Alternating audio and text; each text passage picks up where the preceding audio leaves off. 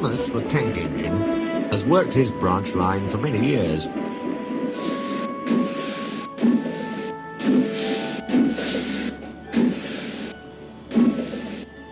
You know just where to stop, Thomas, laughed his driver. You could almost manage without me.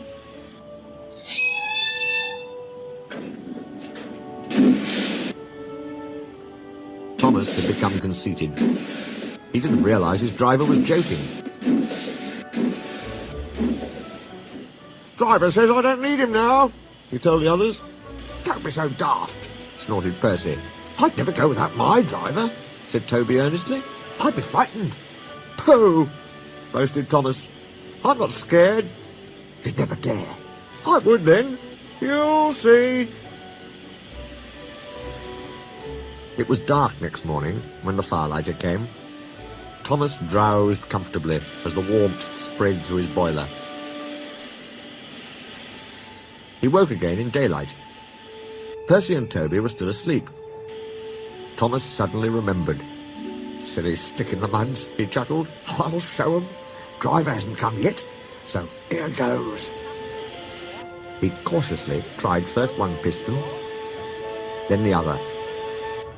They're moving, he whispered. I'll just go out, then I'll stop, and wheesh. That'll make 'em jump. Thomas thought he was being clever, but really he was only moving because a careless cleaner had meddled with his controls. He soon found his mistake. He tried to wheesh, but he couldn't. He tried to stop, but he couldn't. He just kept rolling along. The buffers will stop me, he thought hopefully. But that siding had no buffers. It just ended at the road.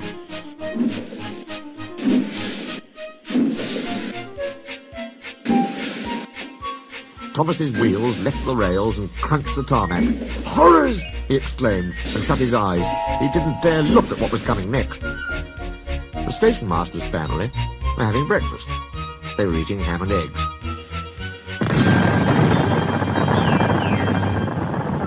There was a crash. The house rocked, broken glass tinkled, plaster peppered their plates. Thomas had collected a bush on his travels. He peered anxiously into the room through its leaves. He couldn't speak. The station master grimly strode out and shut off steam.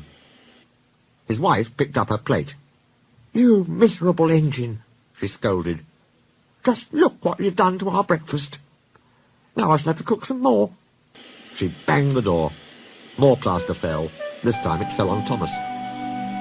Thomas felt depressed. The plaster was tickly.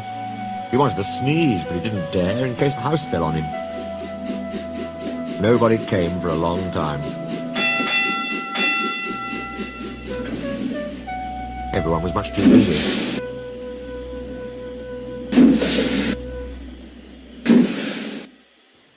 At last, workmen propped up the house with strong poles.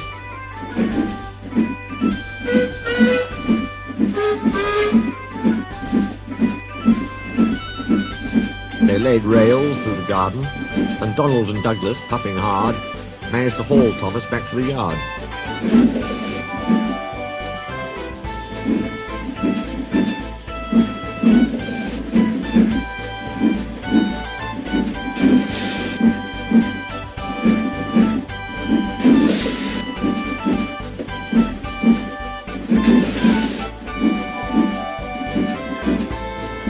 His funnel was bent.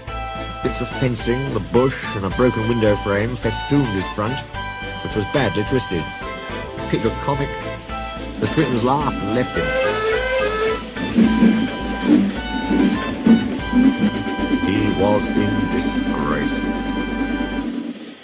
You are a really naughty engine. Oh, no, sir. Oh, I'm sorry, sir. Thomas's voice was muffled behind his bush. You must go to the works and have your front end mended. It'll be a long job. Yes, sir, faltered Thomas.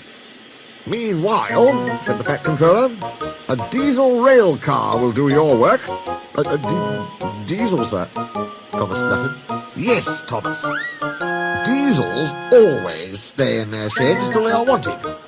Diesels never gallivant after breakfast in station masters' houses. The Fat Controller turned on his heel and sternly walked away.